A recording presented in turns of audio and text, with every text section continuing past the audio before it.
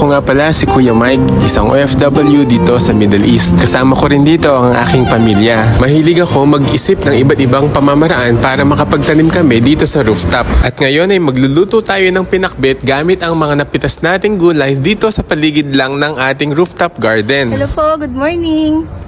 Samahan niyo po ako sa pag-harvest ng sitaw. Sitaw, yun. Ang haba. Anong luluto mo dyan? Pinakbit. Yan. Yan. Ito pa. Ang pinakbit. Lagyan na. Actually, pwede ito sa kare-kare. Masarap din ito sa kare-kare. Pero, gusto ni Habi na pinakbit. Talagyan namin mamaya ng kangkong. Hindi naman magre-reklamo yung pinakbit eh. Kung anong ilalagay. Ano pa? Doon tayo. Oh, yung dalawa. Anong ginagawa ng dalawa dyan? Yun, naghihimay ng kangkong.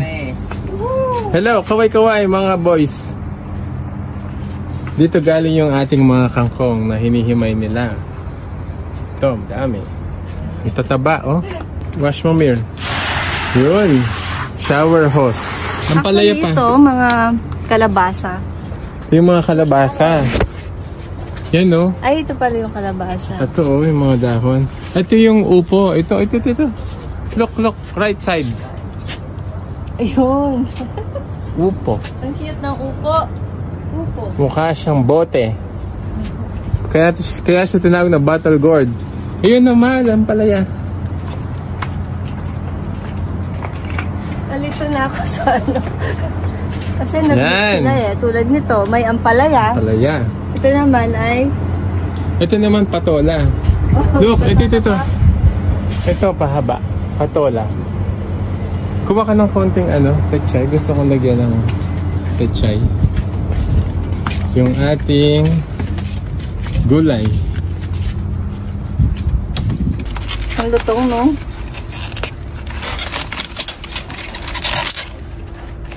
Okay ba yan? Yan. Pwede na yan. Hindi ko makonting. Lagyan mo na dito sa basket. Hindi kaya na isang guntingan. Doon na. Ikot ka ulit. Ito ka. Sige. Ano bang luluto mo? Pampiesta? Actually, itong pechay, pwede din siya sa kare-kare. Tsaka nilagang manok or baka. Yan, nilaga. Lagyan mo na dito. Pero, lalagay ko to sa pinakbet. No, pwede yan. Hindi yan magreklamo. Di. Nasa ng ating... Yun na. Kunin mo na yung mga nila. Pin-repair nilang... Umikot pa. Yung pin-repair nilang kangkong. Yun. Yan. Malinis na ba yan? Ano ang kulang sa pinakbet? Ito, oh. Yan. Kalabasa. Hiwain mo na, bilis. Kalabasa. Hiwain mo. Meron na tayong... Ito muna. Kamatis. Meron din tayong tanim na kamatis. Tapos yung bawang at sibuyas. Yun ang ating mga masisipag na assistant. Nabigay mo na kay Mami. Let's go, brother. Ngayon mo dyan sa kabila. This is wet eh. Lagay mo. Okay. Yun, deliver to Mami.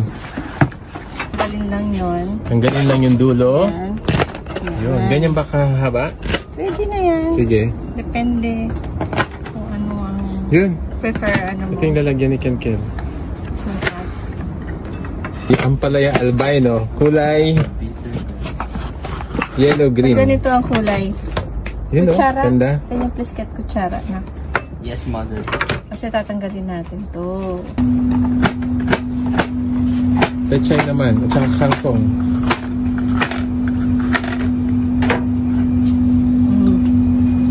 Anong gagawin natin dito? Dalawang cut lang to eh.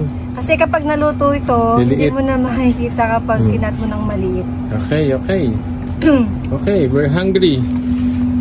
Ano lang yan? Ganyan lang. Okay, good. Okay na yan.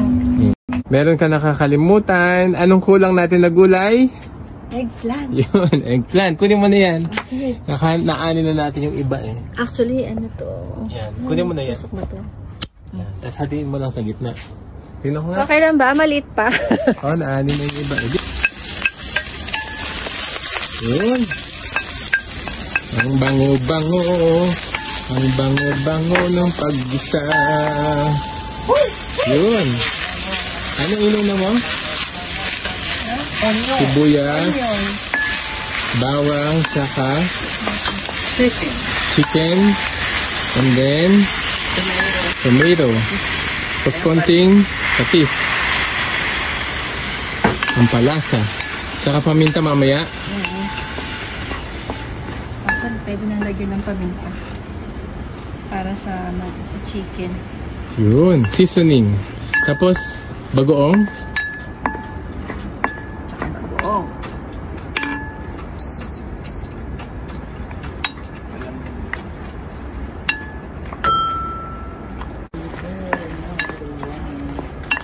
Lagyan ko ng tubig.